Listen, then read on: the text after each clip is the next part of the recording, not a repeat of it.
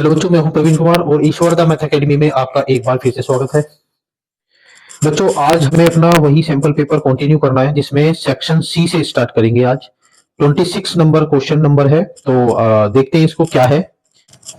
देखिए, मेरे साथ साथ आप भी पढ़ेंगे। देखिए, मेरी एक रिक्वेस्ट ये है कि ये अभी मैंने 9th-10th का जो ये मैथमेटिक्स से रिलेटेड जो भी कंटेंट है मैं अपलोड कर रहा हूं इसमें।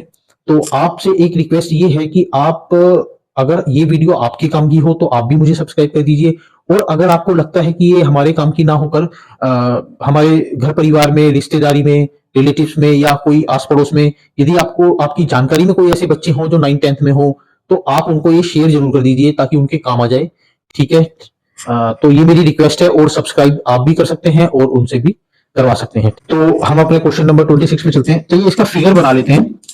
देखिए, इसके फिगर में क्या गिवन है। ये हमारा फिगर है, 26 नंबर क्वेश्चन है सेक्शन सी का। इसमें क्या गिवन है, in figure X Y and X dash Y dash, ये एक्स वाई है और ये एक्स डैश वाई डैश है, are two parallel tangents to a circle, ये दोनों पैरेलल टेंजेंट्स हैं सर्कल पर जिसका सेंटर ओ है, and another tangents A B with point of contact C, और एक और टेंजेंट है जो ये रही ए बी जिसका पॉइंट ऑफ कॉन्टेक्ट सी है, इंटरसेक्टिंग एक्स वाई, जो एक्स वाई को ए पर इंटरसेक्ट कर रहा है and X dash Y dash को बी पर इंटरसेक्ट कर रहा है। ठीक है। तो हमें प्रूफ क्या करना है, to prove angle A B is equal to 90 degree. देखिए, इसमें गिवन क्या है, गिवन में हम लिखेंगे in figure X Y and X dash Y dash are two parallel tangents. एक तो ये हो गया, to the circle with centre at O, with its centre at O. तो सबसे पहले हमें ये लिखना है, इसमें गिवन डेटा जो भी हमारे प्रूफ करने वाले क्वेश्चंस होते हैं तो उसमें हमें क्या लिखना होता है, सबसे पहले गिवन डेटा क्या है, फिर प्रूफ क्या करना है, और उसके बाद अगर हमें फिगर में कोई कंस्ट्रक्शन की जरूरत पड़ती है, हेल्प की जरूरत पड़ती है, तो कंस्ट्रक्शन लिखेंगे और उसके बाद उसका प्रूफ करेंगे या उसको सॉल्यूशन भी लिख सकते हैं। ये हमारा हो गया दोनों tangents, and another tangent AB meets XY at A and X dash Y dash at B। ठीक है, with point of contact at C। यही बस इसमें गिवन है। ठीक है, अब हमें प्रूफ क्या करना है, टू प्रूव, क्या प्रूफ करना है, angle AOB is equal to 90 degree. ठीक है, तो इसको प्रूफ करते हैं। देखिए, ये हमारा एंगल AOB, मतलब यहां से लेके यहां तक का ये एंगल है, इसको हमें 90 डिग्री प्रूफ करना है। ठीक है, अब मैं पहले आपको मेथड बता देता हूं कि मैं क्या मेथड यूज करने वाला हूं। आपको पता है ये POQ एक स्ट्रेट लाइन सेगमेंट है। ठीक है, या इसको PQ को हम डायमीटर भी बोल सकते हैं, PQ हमें डायमीटर गिवन है। आपको पता है, आप एनसीईआरटी का देखना 4th 5th क्वेश्चन में है कि एक डायमीटर अगर सर्कल का होता है और उसके पॉइंट ऑफ कांटेक्ट से अगर हम टेंजेंट्स ड्रॉ करते हैं तो वो आपस में पैरेलल होती हैं। ठीक है, या फिर ऐसा भी बोल सकते हैं कि अगर दो पैरेलल टेंजेंट्स हैं और उनके पॉइंट ऑफ कांटेक्ट को अगर हम ज्वाइन कराते हैं तो वो एक डायमीटर होता है सर्कल का। ठीक है, तो इसका मतलब क्या हुआ, मेरा ये कहने का मतलब था कि ये वाला जो एंगल होगा ये पूरा ये 180 डिग्री होगा। ठीक है, ये 180 डिग्री होगा, हमें ये वाला 90 प्रूव करना है। तो हम क्या करेंगे, हम इसको ऐसा कर लेते हैं, ये एंगल 1, ये एंगल 2, ये एंगल 3 और ये एंगल 4 लेट कर लेते हैं। ठीक है, अब मेरा काम क्या होगा, मुझे ये वाला ट्राइंगल और ये वाला ट्राइंगल कॉन्ग्रुएंट प्रूव करना है। ठीक है, कॉन्ग्रुएंट क्यों प्रूव करना है, क्योंकि मैं क्या करूंगा, इस एंगल को 1 को और 2 को इक्वल प्रूव कर दूंगा, 4 को और 3 को इक्वल कर दूंगा। अब 1 से लेके 4 तक के एंगल का सम 180 है, मैं 1 की जगह भी एंगल 2 पुट कर दूंगा और 4 की जगह भी एंगल 3 पुट कर दूंगा, तो मेरा एंगल 2 प्लस एंगल 3 का जो डबल है वो 180 के इक्वल होगा, तो फिर एंगल 2 प्लस एंगल 3 मेरा 90 प्रूव हो जाएगा। ठीक है, अब इसको कॉन्ग्रुएंसी के लिए मुझे क्राइटेरिया चाहिए, तो क्राइटेरिया मैं आपको बता देता हूं। ये जो पॉइंट ए है, ये एक सर्कल पर एक्सटर्नल पॉइंट है सर्कल का, और इस पॉइंट से एपी और एसी आपकी दो टेंजेंट्स ड्रॉ हो चुकी हैं, दो टेंजेंट्स ड्रॉ की गई हैं जो कि आपस में इक्वल होती हैं अकॉर्डिंग टू द थ्योरम। तो कैसे करते हैं, चलो इसका सॉल्यूशन करते हैं। देखिए सॉल्यूशन में क्या है, हम लिखेंगे इन ट्राइंगल ओएपी ओएपी एंड ट्राइंगल ओएसी। देखिए ये दोनों ट्राइंगल है ओएपी एंड ओएसी। ठीक है, इसमें हमारा एपी इजिकल टू एसी हो जाएगा, इसमें हमारा एपी इजिकल टू एसी क्यों होगा, आप इसका रीजन लिखेंगे tangents drawn from an external point to a circle are equal. अब ओ ए इजिकल टू ओ ए हो जाएगा, ओ ए इजिकल टू ओ ए, ये आपकी कॉमन साइड है, ये कॉमन है, and OP is equal to OC, ये आपकी रेडियाई है। ठीक है, तो ये तीनों साइड आपकी इक्वल हो गई, ओपी ओसी के इक्वल हो गई, ओ ए आपकी कॉमन है, और एसी इजिकल टू एपी हो गई। तब हम क्या बोल सकते हैं, तब हम बोलेंगे this implies by S S S congruency criteria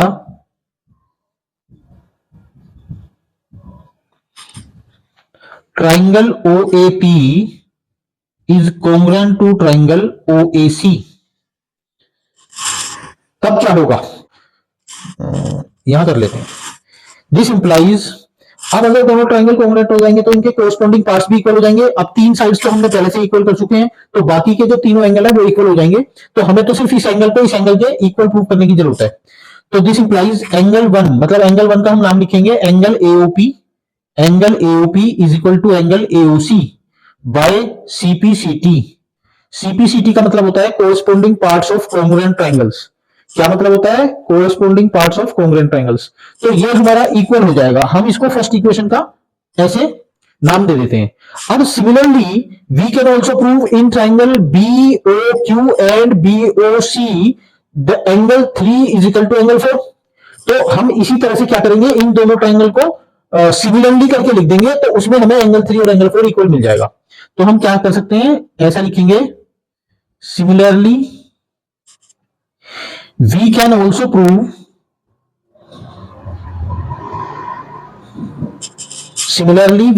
prove that angle 3 is equal to angle 4। We can also prove that ना करके हम सीधा लिख सकते हैं we can also prove angle 3 is equal to angle 4। ठीक है, ये हमारी सेकंड इक्वेशन हो जाएगी। तब क्या होगा, अब आप लिखेंगे नाउ, अब ये चारों एंगल का सम मैं 180 लिख सकता हूं क्योंकि PQ हमारा डायमीटर है, स्ट्रेट है। तो this now angle 1 plus angle 2 plus angle 3 plus angle 4 is equal to कितना होगा, 180 डिग्री। ठीक है, यहां लिख देंगे since POQ is a diameter. तब तो 1 की जगह तो मैं लिख दूंगा वापस एंगल 2 प्लस एंगल 2, एक एंगल 2 मेरा 1 की जगह हो गया और एक पहले से ही था। एंगल 3 को एज इट इज, और एंगल 4 की जगह एंगल 3 भी लिख दूंगा, ये 180 हो जाएगा। ठीक है, तो ये हो जाएगा twice of angle 2 plus twice of angle 3 is equal to 180। यहां से 2 कॉमन ले लूंगा, यहां से मैं यहां कर देता हूं 2 कॉमन लेके, मेरे पास आ जाता है angle 2 plus angle 3 is equal to 180। तब angle 2 plus angle 3 is equal to कितना आ जाएगा, 90। इसका मतलब है एंगल AOB मेरा 90 डिग्री आ जाएगा। तो ये हमारा प्रूव हो जाएगा। ये क्वेश्चन बहुत इंपॉर्टेंट है, कई बार एग्जाम में आ चुका है, आप इसको ध्यान से करिए। ठीक है, और अगर समझ आया हो तो मुझे सब्सक्राइब जरूर करते रहिए। देखिए 27 क्वेश्चन क्या है, तो अब ये 27 क्वेश्चन में क्या है, क्या गिवन है। देखिए 27 क्वेश्चन में गिवन है in a workshop the number of teachers of English, Hindi and science are 36, 60 and 84 respectively. Find the minimum number of rooms required if in each room the same number of teachers are to be seated and all of them being of the same subject। ठीक है, तो इसका मतलब है हमें इसको ज्यादा से ज्यादा टीचर्स को इस तरह से लेना है कि वो सारे टीचर्स जो हैं सब कम से कम रूम में बैठ पाए, उसके लिए आप इनका ना एचसीएफ फाइंड करेंगे पहले। 3 1 3, तो यहाँ पर हमारा 36 के जो फैक्टर आएंगे वो आ जाएंगे 2 raise to the power 2 multiply 3 raise to the power 2। और इस तरह से अगर मैं 60 के फैक्टर करता हूं तो ये 2 30 2 15 3 5 और ये 5, तो ये 60 के फैक्टर आ जाएंगे हमारे 2 raise to the power 2 3 multiply 5। ऐसे ही हमारे 84 के जो फैक्टर आएंगे वो क्या आएंगे 2 raise to the power 2 4 21 3 into 7, ठीक है, इस तरह से आ जाएंगे। तब इनका एचसीएफ क्या होगा, एक तो देखो 2 की पावर 2 जो है वो कॉमन है तो 4 आ गया, और एक आपका 3 की पावर 1 कॉमन है तो 4 3 जा 12, तो 12 इसका एचसीएफ आ जाएगा। तो अगर मैं 12 टीचर को एक एक रूम में बिठाऊंगा तो सभी टीचर्स के लिए रूम अलॉट हो सकता है, और कम से कम हमारे रूम लगेंगे, और उसमें कोई भी टीचर ऐसा नहीं बचेगा जो किसी रूम में मतलब किसी रूम कोई भी रूम उनके लिए अलॉट ना हो, ठीक है। तो इस तरह से देखो इंग्लिश के लिए हमें number of rooms for English teacher वो कितने हो जाएंगे 36/12, तो ये आ जाएगा 3। फिर ऐसे ही number of rooms for Hindi teachers ये कितना आ जाएगा 60/12 मतलब 5। और ऐसे ही number of rooms for science teachers ये कितना आ जाएगा 84/12 तो मतलब 7। तो हमारे टोटल नंबर ऑफ रूम्स कितने हो जाएंगे, total number of required rooms ये हो जाएंगे 7 + 5 12 + 3 15, तो ये हमारा आंसर आएगा, ठीक है। ये 3 नंबर का क्वेश्चन है और बहुत आसान क्वेश्चन है, एलसीएम एचसीएफ से रिलेटेड क्वेश्चन है, फर्स्ट चैप्टर से, बड़ा इजी क्वेश्चन है, 3 नंबर आपको आराम से मिल जाएंगे इसमें। 28 नंबर क्वेश्चन है, find the zeros of the quadratic polynomial 2x² minus with in bracket 1 + 2√2 bracket close multiply by x + √2 and verify the relationship between the zeros and the coefficient of the polynomial. 28 number है क्या 2x² minus with in bracket 1 + 2√2 bracket close x + √2। वैसे तो हमारा जो rule होता है वो ये होता है x² के कोफिशिएंट की मल्टीप्लाई जो कांस्टेंट पार्ट है उससे करते हैं, तो ये हो जाएगा 2√2, और इसके दो ऐसे फैक्टर करने होते हैं कि दोनों का या तो सम करके मिडिल टर्म आए या उनका सब्ट्रैक्शन मिडिल टर्म आए।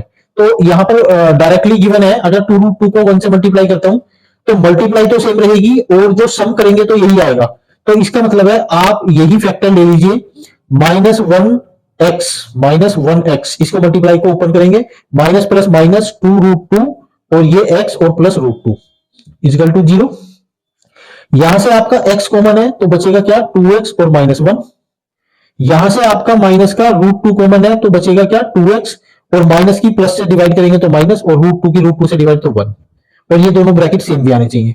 अब इस टर्म में और इस टर्म में हमारे पास कॉमन है 2x - 1, इस टर्म में और इस टर्म में हमारे पास क्या कॉमन है 2x - 1, और ब्रैकेट में बचेगा क्या x - √2 और इक्वल टू 0। अब 2x - 1 इक्वल टू 0 और x - √2 इक्वल टू 0, यहां से x इक्वल टू 1/2 आ जाएगा और यहां से x इक्वल टू √2 आ जाएगा, ठीक है। तो हमारे ये दो जीरोस हैं, तो आप ये लेट कर लो, let alpha and beta are 2 zeros of given polynomial. मैंने इसको अल्फा एंड बीटा लेट कर लिया है, तो अब मैं क्या करूंगा where alpha equal to 1/2 and beta equal to √2, तो ये जो दो जीरोस गिवन थे इनको मैंने अल्फा और बीटा का नाम देकर इस तरह से लिख दिया कि ये अल्फा है और ये बीटा है। अब जब आप सम ऑफ जीरोस फाइंड करेंगे तो ये हमारा हो जाएगा अल्फा प्लस बीटा, और क्या आएगा ये 1/2 प्लस √2, 1/2 प्लस √2। जब मैं इसका एलसीएम लूंगा तो ये आएगा 1 + 2√2/2, ठीक है। अब यहां पर देखो आप इसको इस तरह से भी लिख सकता हूं, एक माइनस मैं बाहर लगाता हूं और एक माइनस फिर मुझे अंदर भी लगाना पड़ेगा 1 + 2√2, ठीक है, और /2। ऐसा मैंने इसलिए किया है ताकि ये इस फॉर्म में आ जाए -b/a। देखिए अगर मैं ये जो गिवन पॉलिनोमियल है इसको कंपेयर करता हूं किससे, इससे, यहां आप लिखेंगे on comparing the given polynomial with A X square plus B X plus C. क्योंकि हमारी स्टैंडर्ड फॉर्म क्या होती है पोलिनोमियल की, A X square plus B X plus C होती है, तो मैंने इससे अगर इसको कंपेयर किया है तो ये माइनस बी अपॉन ए के इक्वल आया है फ्रॉम द गिवन पोलिनोमियल। ठीक है, तो इसका मतलब ये है, या आप इसको लैंग्वेज में भी लिख सकते हैं। यहां पर आप लिखेंगे minus coefficient of B, coefficient of sorry X, ये एक्स का कोफिशिएंट है ना, coefficient of X upon coefficient of X square. ठीक है, आप इस तरह से भी लिख सकते हैं। यहां पर 2 जो है वो कोफिशिएंट ऑफ एक्स स्क्वायर है, और यहां पर माइनस लगा है ये वाला, और ये जो पार्ट है ये कोफिशिएंट ऑफ एक्स है पूरा। ठीक है, तो उस फॉर्म में भी आप लिख सकते हैं। ऐसे ही जब आप अल्फा एंड बीटा फाइंड करेंगे तो ये आएगा 1/2 और मल्टीप्लाई √2। ठीक है, तो ये हो जाएगा √2/2। तो ये हमारी कौन सी फॉर्म आ गई, सी अपॉन ए की फॉर्म आ गई। देखिए यहां पर जो सी पार्ट है वो ये है और ए ये है, और इसको इस तरह से भी लिखा जा सकता है, constant term upon coefficient of X square. ठीक है, तो ये हमारा रिलेशनशिप एस्टेब्लिश हो गया है, और ये हमारे जीरोस फाइंड हो गए हैं। 3 नंबर का क्वेश्चन है, बड़ा आसान क्वेश्चन है। मैं समझता हूं आप सबको ये समझ में आया होगा। तो अब हम नेक्स्ट क्वेश्चन देखते हैं, 29 क्वेश्चन। क्वेश्चन नंबर 29 है, if sin theta plus cos theta is equal to √3। Question number 29 में क्या है, 2 पार्ट्स हैं हमारे, sin theta plus cos theta is equal to given है √3, then we have to prove, क्या प्रूव करना है, tan theta plus cot theta is equal to 1। इसमें हम ये वाला पार्ट लेकर चलते हैं, और हमें ये लाना है tan theta plus cot theta. ठीक है, तो मैं ऐसा कर लेता हूं, इसको अगर मैं होल स्क्वायर करता हूं, sin theta plus cos theta is equal to √3 मेरे पास है। यहां पर मैं बोथ साइड अगर होल स्क्वायर कर लेता हूं तो क्या आ जाएगा, ए प्लस बी के होल स्क्वायर की आइडेंटिटी लगेगी। तो ये ए प्लस बी के होल स्क्वायर की आइडेंटिटी लगेगी, तो क्या हो जाएगा, sin square theta plus cos square theta plus 2 sin theta.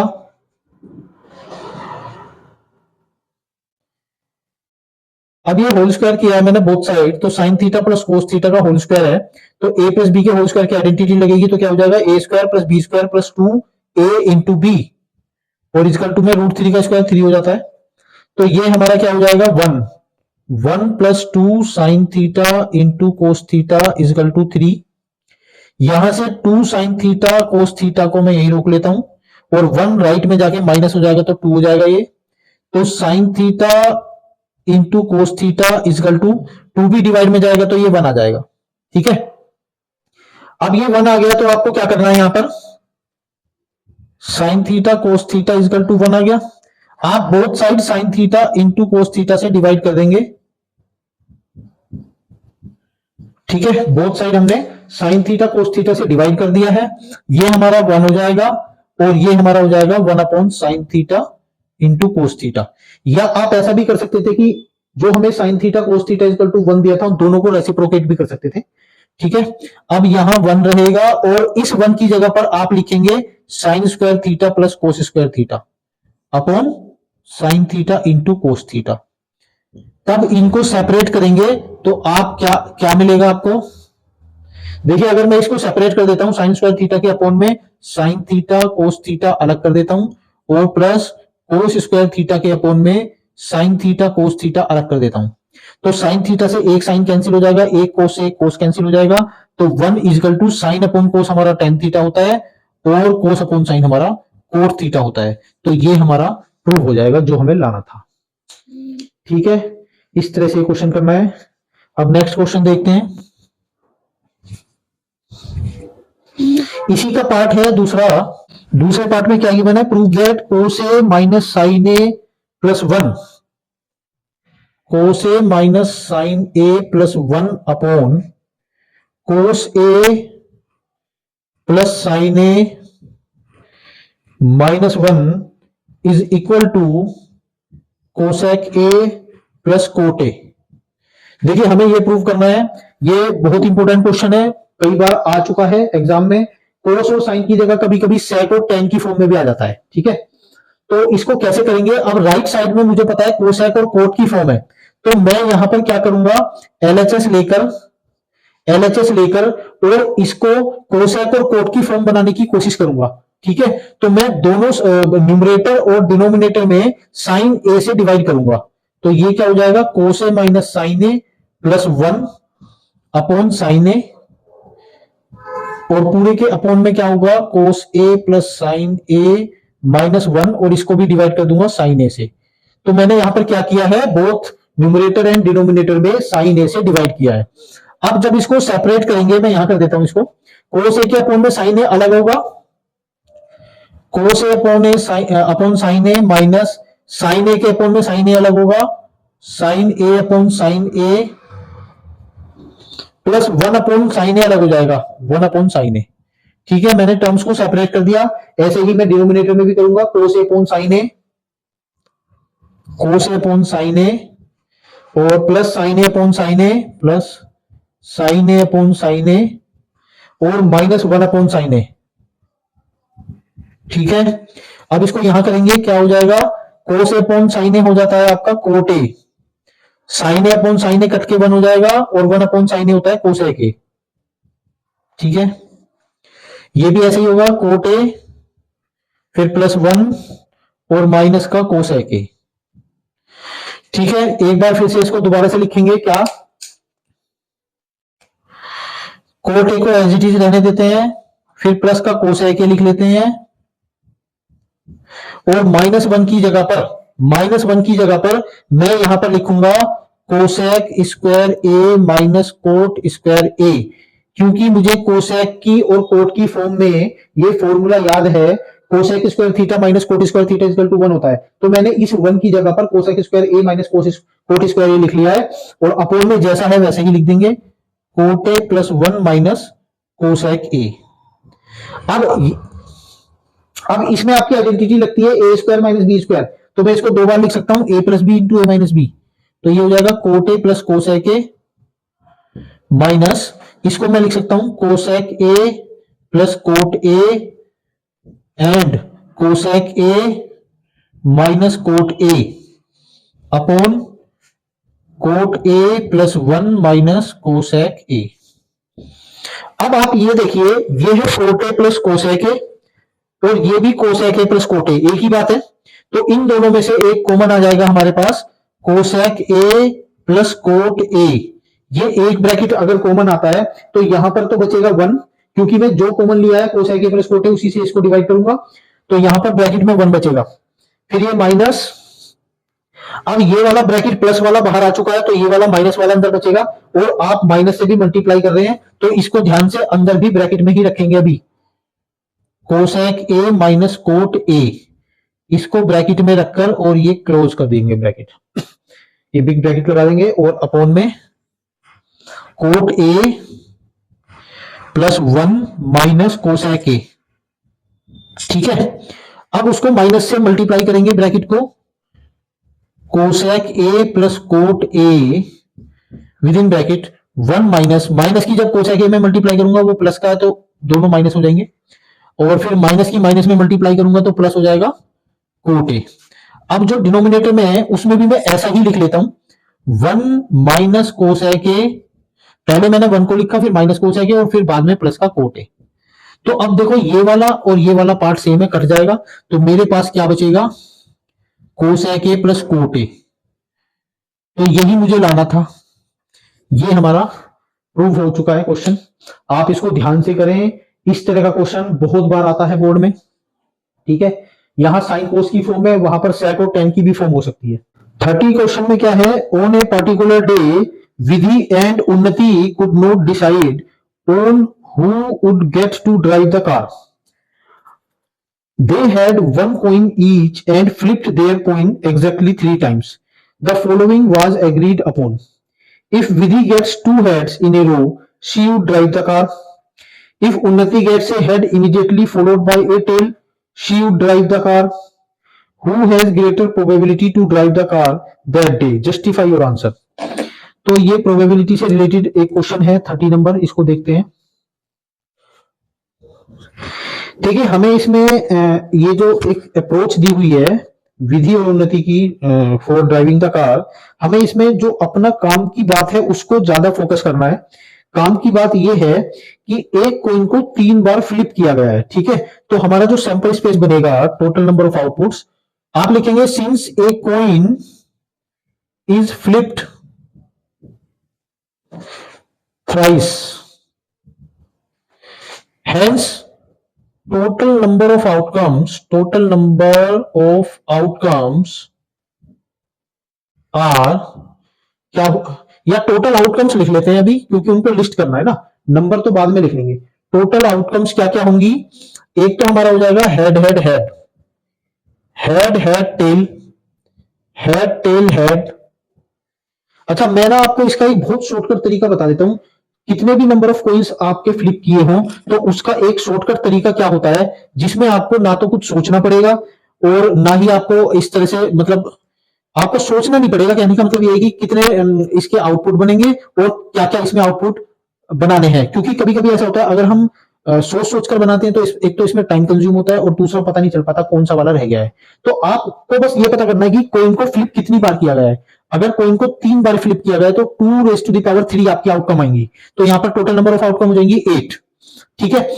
इसी तरह अगर कोइन को 4 टाइम्स फ्लिप किया जाता तो आपको जो आउटकम मिलती है 2 raised to the power 4 मतलब 16 मिलती। तो पहले मैं 8 की बात कर लेता हूं। अगर कोइन को 3 टाइम्स टॉस किया गया है तो टोटल आउटकम 8 आएंगी। तो आप 8 का आधा कर दीजिए, 8 का आधा हो जाएगा 4। आपको पता है 3 3 का एक पेयर बनेगा, 3 3 का, और टोटल 8 पेयर बनेंगे। तो मैं इस तरह से 4 यहां पर बना लेता हूं और 4 यहां पर, ठीक है। अब टोटल आउटकम 8 है तो उसमें 8 का जो हाफ करेंगे वो हो जाएगा 4। 8 का आधा 4, और 4 बार आप हेड लिख दीजिए या कोई एक टेल लिख दीजिए। 4 बार हेड लिखेंगे और 4 बार ही टेल लिखेंगे, ठीक है। 4 बार हेड और 4 बार टेल लिखेंगे। इस तरह से आप अगर बनाएंगे तो आप कितने भी नंबर ऑफ कॉइन्स को टॉस किया गया हो आप उनकी आउटपुट निकाल सकते हैं बिना कुछ एक्स्ट्रा टाइम वेस्ट किए, ठीक है। अच्छा 4 बार हो गया। अब 4 का भी आधा करें 2। 2 बार आपको हेड लिखना है और 2 बार टेल लिखना है। फिर ऐसे ही 2 बार हेड और 2 बार टेल। फिर 2 का भी आधा 1, तो 1 बार हेड लिखेंगे, 1 बार टेल, 1 बार हेड, 1 बार टेल, 1 बार हेड, 1 बार टेल, 1 बार हेड, 1 बार टेल। आपका जो भी नंबर ऑफ आउटकम्स है वो आराम से आ जाएगा, ठीक है। तो ये हमारी टोटल आउटकम्स आई थी। हम बात कर रहे थे, अब इसमें फर्स्ट क्वेश्चन था if Vidhi gets 2 heads in a row she would drive the car. तो प्रोबेबिलिटी ऑफ विधि निकाल लेते हैं डायरेक्ट। मैं इसको पीवी से रिप्रेजेंट कर देता हूं।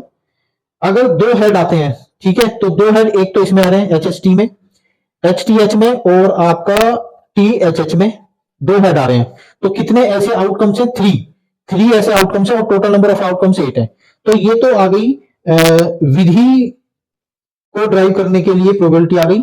और सेकंड है Unnati gets a head immediately followed by a tail. तो ये उन्नति की प्रोबेबिलिटी आ जाएगी, प्रोबेबिलिटी ऑफ यू लिख देता हूं इसको। उन्नति की प्रोबेबिलिटी क्या आएगी, head immediately followed by a tail. Tail के जस्ट बाद में हेड आए, एक तो ये है, टेल के जस्ट बाद में हेड आए, एक ये है, टेल के जस्ट बाद में हेड आए, एक ये है, टेल के जस्ट बाद में हेड आए, एक ये है। 1 2 3 4, तो ये हो जाएगा 4/8, ठीक है। तो यहां पर किसकी प्रोबेबिलिटी जाता है, आप लिखेंगे since probability of U is greater than probability of V. इसका मतलब जो हुआ उन्नति को ड्राइव करने का ज्यादा चांस है, हु हैज ग्रेटर प्रोबेबिलिटी। तो हम लिखेंगे Unnati has greater probability to drive the car. तो इसका मतलब क्या हो जाएगा, this implies Unnati has greater probability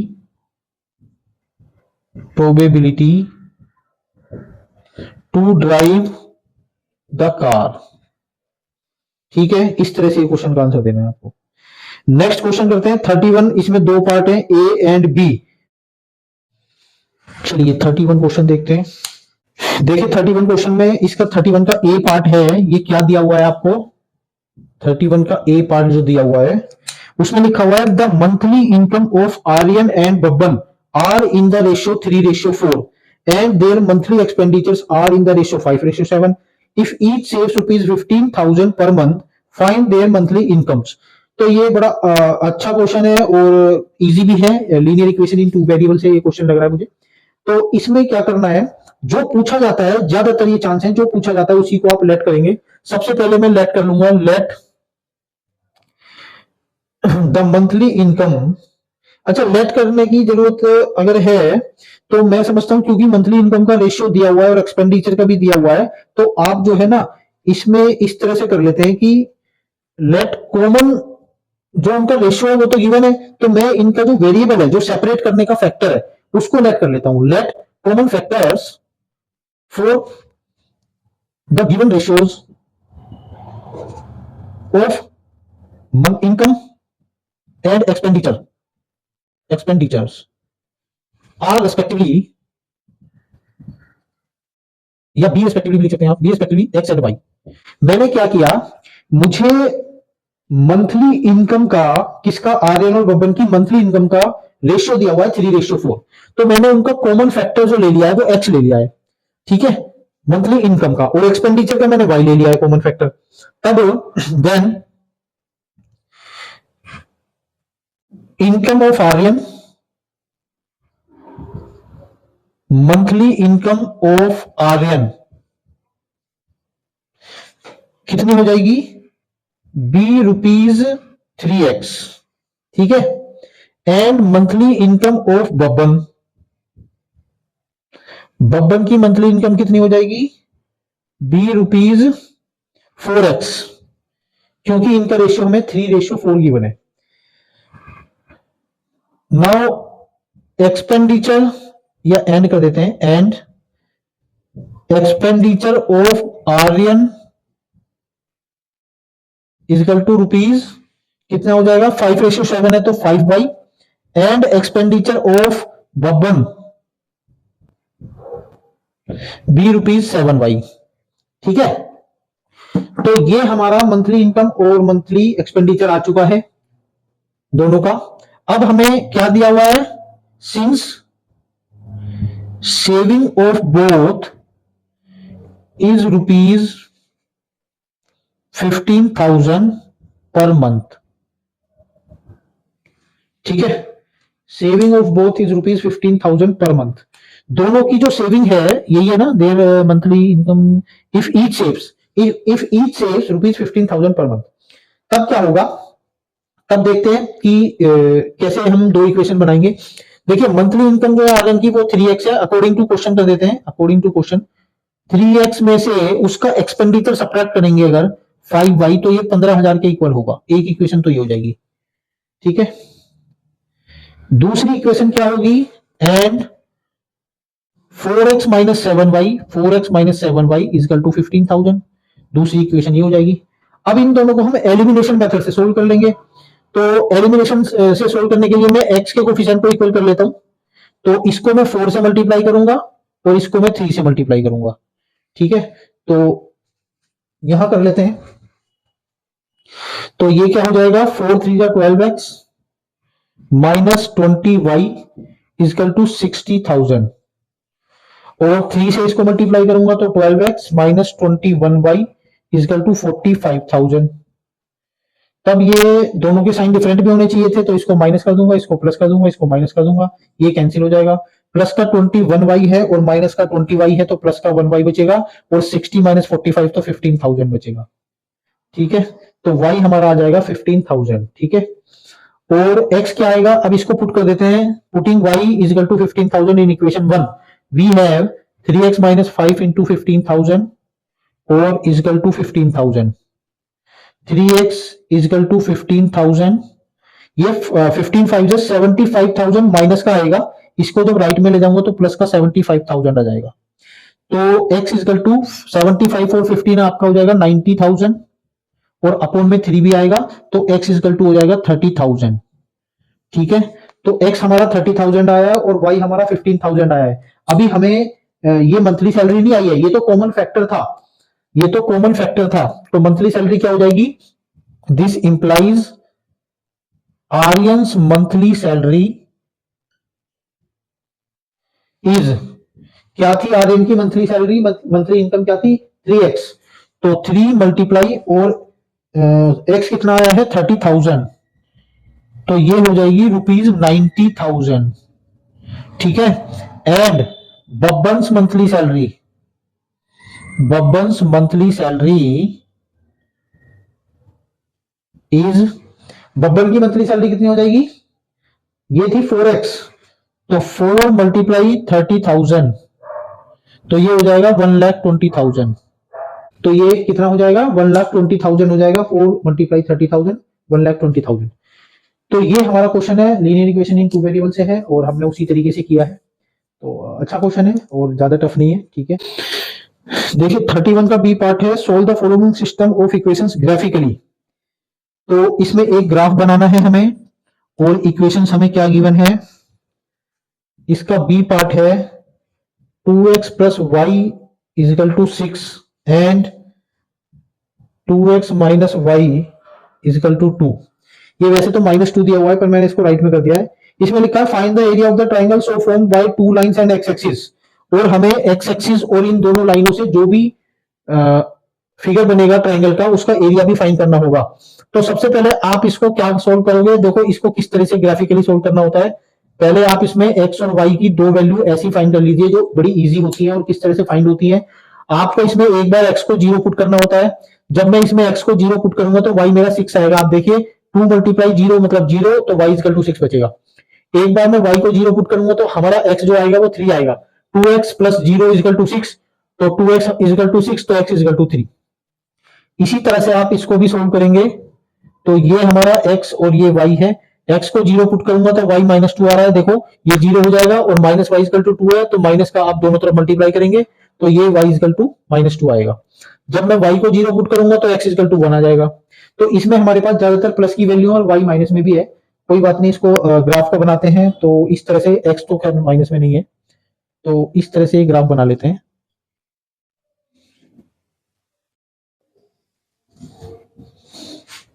मैं थोड़ा रफ आइडिया आपको दे देता हूँ ग्राफ का, आप ग्राफ पेपर पर बनाएंगे तो एक्यूरेट एक्यूरेट बनेगा। x0 है, y6 है, x0 y6 है, इसको मैं 1 2 3 4 5 6 कर लेता हूँ। 1 2 3 4 5 6, यहां से हो जाएगा 1 2 3 4 5, 1 2 3 4 5, और -1 -2 ठीक है। x0 पूरे y एक्सिस पर होता है और y हमारा 6 है, तो ये हमारा पॉइंट हो जाएगा। इसको मैं लिख देता हूं 0,6। फिर x3 है और y 0 है, तो y0 हमारा पूरा x एक्सिस पर होता है और x3 है, तो ये हो जाएगा 3,0। तो एक लाइन हमारी ऐसे बनेगी। ठीक है, इस तरह से एक लाइन बन जाएगी। दूसरी हमारी x0 है, फिर से y एक्सिस पर है, और y -2 है, ये रहा, और x हमारा 1 है और y 0 है, एक ये रहा। ठीक है, तो इस तरह से लाइन खींच जाएगी। ये जो पॉइंट ऑफ कांटेक्ट है दोनों का, इंटरसेक्टिंग पॉइंट, इसको हमें अगर जरूरत पड़ी तो फाइंड भी कर सकते हैं। इन दोनों इक्वेशन को एलिमिनेशन मेथड से जब सोल्व करेंगे तो ये जो पॉइंट ऑफ इंटरसेक्शन है दोनों का, इसके कोऑर्डिनेट्स फाइंड हो जाते हैं। ठीक है, अगर जरूरत पड़ी तो देखते हैं। देखिए ग्राफ पे तो मुझे लगता नहीं कि आपको जरूरत पड़ेगी, क्योंकि ग्राफ पे तो डायरेक्टली आ जाएगा। तो यहां पर जरूरत पड़ सकती है, तो मैं इनको सोल्व कर लेता हूं। ये तभी करना है जब आपको इसको ये क्लेरिफाई ना हो कि ये पॉइंट क्या है ग्राफ से भी। ठीक है, वैसे मैं समझता हूं कि ऐसा नहीं होगा, ग्राफ पे आपको डायरेक्टली पता चल जाएगा कि ये पॉइंट कहां पर आते हैं। ठीक है, तो मैं यहां पर सोल्व करके देख लेता हूं। सोल्विंग इक्वेशन 1 एंड 2, इसका नाम दे देता हूं 1 and 2। Solving equation 1 and 2 by elimination method. Solving equation 1 and 2 by elimination method क्या करेंगे, 2x plus Y is equal to 6 and 2x minus Y is equal to 2। यहां पर हमें कोई साइन चेंज नहीं करना, क्योंकि y के कोफिशिएंट भी सेम और साइन भी डिफरेंट है, तो कैंसिल हो जाएगा। तो 4x इज इक्वल टू 8 आ जाएगा, तो x इज इक्वल टू 2 आ जाएगा। अब इसको 2 को पुट करूंगा तो y भी आपका 2 2 जा 4, 4 राइट में जाके माइनस हो जाएगा, तो y भी आपका 2 आ रहा है। तो आपके ये 2,2 हो जाएगा। ठीक है, यहाँ पर मेरा x तो ठीक आ रहा है, पर y में थोड़ा सा ये ऊपर हो पा रहा है। ठीक है, y में थोड़ा सा ऊपर भी इसलिए हो रहा है क्योंकि यहाँ 1 का मुझे लगता है गैप कम रह गया थोड़ा, पर ये रफ हैंड से बना है तो इसलिए इसमें थोड़ी सी एरर ज्यादा हो सकती है। तो अब आपको ये जो एक्स एक्सिस से रिलेटेड था, मैंने बोला था ना, इसका जो कोऑर्डिनेट है वो है 1,0। अब देखिए मुझे ट्रायंगल तो ये भी दिख रहा है, बड़ा वाला ट्रायंगल तो ये है जो दोनों लाइनों से और वाई एक्सिस से बना हुआ है। लेकिन हमें जो एरिया फाइंड करना है वो ये वाला करना है। उसने बोला था find the area of the triangle formed by these two lines and the x axis. तो एक्स एक्सिस से तो ये वाला ट्राइंगल फॉर्म होता है। ये वाला ट्राइंगल का एरिया आप तब फाइंड करते हैं जब उसने बोला होता find the area of the triangle formed by these two lines and the Y axis. ठीक है, ये तब आपको फाइंड करना है। तो इसका एरिया क्या आ जाएगा, area is equal to 1/2 into base. Base आपका 1 से लेके 3 तक है तो 2 यूनिट का बेस हुआ, और हाइट आपकी ये परपेंडिकुलर हाइट होगी जो कि इतने इतने डिस्टेंस पर है। मतलब y की वैल्यू कितनी है, ये 2i है y की वैल्यू। तो इसका मतलब है हमें ये जरूरत थी इस कोऑर्डिनेट की, तो ये भी 2 आ गई। 2 से 2 कैंसिल हो जाएगा तो एरिया हमारा 2 स्क्वायर यूनिट्स आ जाएगा। क्या आ जाएगा, एरिया 2 स्क्वायर यूनिट्स। तो बस इस तरह से इस क्वेश्चन को सोल्व करना है। और तीन नंबर का ग्राफ है। 99.9% में आपको कहता हूँ, 100% तो वैसे कुछ नहीं होता, इसीलिए मैं 100% बोल नहीं रहा हूँ। बट मतलब मैक्सिमम क्या, इसको तो बल्कि यही कहते हैं कि ये तो आता ही है एक तरह से। ठीक है, 99.9% में आपको कहता हूँ, 100% तो वैसे कुछ नहीं होता, इसीलिए मैं 100% बोल नहीं रहा हूँ। बट मतलब मैक्सिमम क्या, इसको तो बल्कि यही कहते हैं कि ये तो आता ही है एक तरह से। ठीक है, तो इसका अब एक और क्वेश्चन रह गया है फॉर विजुअली इंपेयर्ड कैंडिडेट्स। ये हमारा लीनियर इक्वेशन इन 2 वेरिएबल से है, एज से रिलेटेड। इसको भी कर लेते हैं, एज वाले क्वेश्चंस आपको भी आने चाहिए। ठीक है, 31 का ही है ये, बी पार्ट के बाद है फॉर विजुअली इंपेयर्ड। देखिए 5 years hence, 5 years hence father age will be 3 times the age of the son, and 5 years ago father was 7 times as old as his son, find their present age। तो आपको तो ये as से related question आता है तो आपको पता होना चाहिए कि प्रेजेंट एज अगर वो पूछता है तो आपको उसको लेट करना है। ठीक है, यहाँ पर फादर और सन की एज को लेट करना है, तो हम लेट कर लेंगे, लेट फादर्स प्रेजेंट एज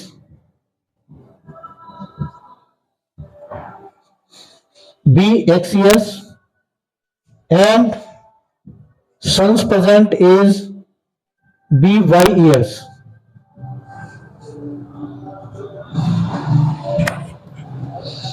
अब इसने जो बोला है अकॉर्डिंग टू क्वेश्चन, मैं थोड़ा सा डायरेक्ट कर देता हूं। अकॉर्डिंग टू क्वेश्चन इसने बोला 5 years hence father's age will be 3 times the age of the son। तो इसने जो बोला है वो लिखते हैं 5 years hence, 5 years hence father की एज कितनी हो जाएगी। अब पहले मैं एज जो इसने रिलेशन दिया ना, फादर की एज इतनी टाइम्स हो जाएगी या इतनी रह जाएगी या उतनी रह जाएगी, तो वो आप रिलेशन से पहले आपको ये भी चेक करना है कि अगर उसने 5 years हैंस बोला है तो आपको 5 साल बाद की एज क्या होगी। ये जो एज मैंने लेट की है तो प्रेजेंट एज है, तो फादर की एज हो जाएगी x+5 और सन की एज हो जाएगी y+5। सबसे पहले आपको ये फाइंड करना होगा। ठीक है, 5 साल बाद दोनों की एज हो जाएगी। अब इसका रिलेशन क्या होगा वो पढ़ लेते हैं। वो इसने दिया हुआ है कि फादर जो है वो 3 टाइम्स होंगे, 5 साल बाद फादर जो है वो 3 टाइम्स होंगे। अब ये है फादर की एज और ये है सन की एज, तो अगर ये 15 ईयर्स है तो ये 45 होगा, जो मैं ऐसे ही समझ रहा हूं। अगर ये 10 ईयर्स है तो ये 30 ईयर्स हुए। ठीक है, तो अब ये पहले से, ये फादर की एज तो पहले से 3 गुना ज्यादा है, तो मुझे दोनों को इक्वल करना है, तो मैं सन की एज में भी 3 से मल्टीप्लाई करूंगा तभी तो दोनों इक्वल होंगे। तो इसका मतलब क्या हो जाएगा, x+5 इजकल टू 3y+15। यहां से x minus 3y is equal to, ये 5 राइट में जाके 10 आ जाएगा, एक इक्वेशन ये हो जाएगी। 3y को मैं लेफ्ट में लाया था तो वो माइनस हो गया। अब दूसरी बात उसने बोली है 5 years ago father was 7 times as old as his son. 5 साल पहले, 5 साल पहले की पहले एज निकाल लेता हूं। 5 years ago, 5 साल पहले। अब देखिए प्रेजेंट में ही आपने जोड़ी थी और प्रेजेंट में से ही आप सब्ट्रैक्ट करेंगे। ठीक है, जो भी कैलकुलेशन होती है वो प्रेजेंट एज में होती है। तो 5 साल पहले फादर की एज थी x-5 और सन की एज थी y-5, और फादर की एज जो थी वो सन से 7 गुना ज्यादा थी, 7 टाइम्स ज्यादा थी। तो इसका मतलब है अभी मैं 5 साल पहले की बात कर रहा हूं। अगर ये आपके 10 ईयर्स है तो ये 70 ईयर्स है, ये 8 ईयर्स है तो ये 56 ईयर्स है, 7 टाइम्स ज्यादा है। तो अगर मैं इसमें भी 7 से मल्टीप्लाई कर देता हूं तो ये दोनों इक्वल हो जाएंगे। ठीक है, ये दोनों इक्वल हो जाएंगे। अब एक इक्वेशन मेरी यहां से बन जाएगी एक इक्वेशन मेरी यहां से बन जाएगी, x-5 इजकल टू 7y और -35। x-5 इजकल टू 7y -35, तो ये हो जाएगा x-7y इजकल टू माइनस का 30। ये सेकंड इक्वेशन बन गई। 7y को लेफ्ट में लाया तो माइनस का हुआ, माइनस का 5 राइट में जाएगा तो प्लस का होगा, और माइनस का 35 है तो माइनस का 30 बचेगा। इन दोनों को एलिमिनेशन मेथड से सोल्व कर लेंगे। तो solving equation 1 and 2 by elimination method we have x-7y is equal to -30। इसका साइन चेंज करेंगे, और इसका भी साइन चेंज करेंगे और इसका भी, ये कैंसिल हो जाएगा, ये 4y बचेगा, प्लस का 7y है और माइनस का 3y है, तो आपका प्लस का 4y बचेगा। यहाँ पर प्लस का 30 है और यहाँ पर भी प्लस का 10 है, तो प्लस का 40 आएगा। ये साइन जो है अब ये वाला नहीं माना जाएगा, ये वाला माना जाएगा। तो y इक्वल टू 10 आ गया। 10 को पुट कर दूंगा मैं किसी एक इक्वेशन में, इसमें कर देता हूं। तो x minus 3 multiply 10 equal to 10, तो x इक्वल टू 10 और 30 जो माइनस का है वो उधर जाके प्लस का हो जाएगा, तो x इक्वल टू 40। इसका मतलब है फादर की प्रेजेंट एज 40 ईयर्स है और सन की प्रेजेंट एज 10 ईयर्स है। इसको थोड़ा सा अब यहां पर देख लेते हैं कि 5 साल बाद सन तो हमारा 15 का हो जाता और फादर हो जाते 45 के, तो इसका मतलब है ये 3 टाइम्स ज्यादा थे, तो ठीक है ये 3 टाइम्स ज्यादा थे। और 5 साल पहले सन हमारा रहता 5 ईयर्स का और 5 साल पहले ये 35 ईयर्स के थे फादर, तो ये 7 टाइम्स ज्यादा है। तो देखो 35 और 5 में 7 टाइम्स ही ज्यादा है 35, तो ये बिल्कुल ठीक है। इसका मतलब ये हमारा आंसर है। तो इस तरह से हमारा ये पार्ट सी आज कंप्लीट हो गया है। अब मैं मेरी नेक्स्ट वीडियो के लिए आप मुझे सब्सक्राइब जरूर कर दीजिए और थोड़ा सा वेट कर लीजिए। मैं नेक्स्ट वीडियो में पार्ट डी और ई की कोशिश करता हूँ आगे जल्दी से जल्दी उसको अपलोड करूं, तो आप तब तक पार्ट सी देखिए। अब हमारा पार्ट ए, पार्ट बी और पार्ट सी कंप्लीट हो चुका है और इसमें से जो भी आपको कोई डाउट लगता है तो आप मुझे कमेंट में जरूर बताएं और मुझे सब्सक्राइब जरूर कर दीजिए ताकि ज्यादा से ज्यादा बच्चों तक ये वीडियो पहुंच पाए। और मेरी आपसे भी रिक्वेस्ट है कि आप जल्दी आप जो भी आपके जानकारी में रिलेटिव्स में या आस पड़ोस में जो भी 10th के स्टूडेंट्स हैं उनको आप जरूर ये लिंक भेज दीजिए और शेयर कर दीजिए और बस मुझे सब्सक्राइब जरूर कर दीजिए। बस ये मेरी रिक्वेस्ट है। Thank you.